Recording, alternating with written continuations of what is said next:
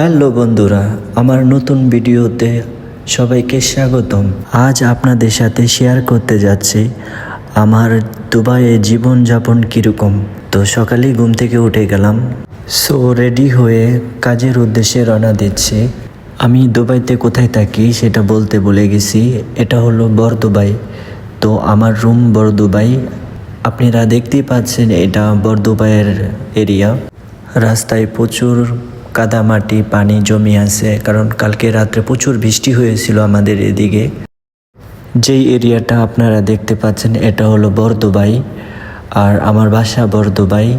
তো আমি এখন যাচ্ছি আমার খাবারের হোটেলে, আমি যেখানে মাসিক খাওয়া দাওয়া করি।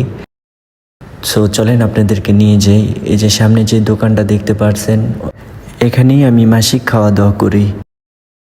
সো খাওয়া দাওয়ার পর বের হয়ে গেলাম, পার্কিংয়ে যাব এখন, যেখানে আমি আমার বাইকে রেখেছি। সো আপনাদেরকে সাথে নিয়ে যাচ্ছি।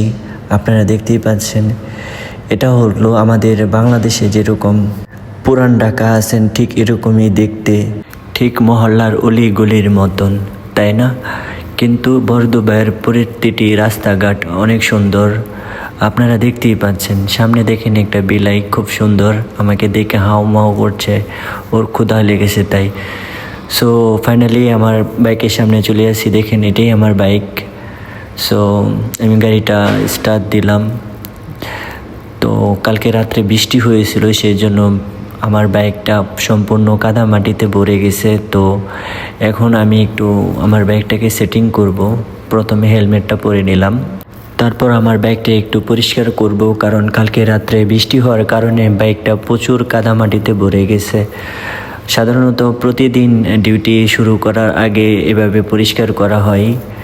আসলে আমাদের নিজের যত্ন যেভাবে নেওয়া হয় ঠিক সেভাবেই আমাদের বাইকের যত্ন নেওয়া হয়। সেটা তো আমাদের বাংলাদেশের প্রত্যেকটা ছেলেরাই বলতে পারবে, যারা বাইক লাভার, তাই না বলেন?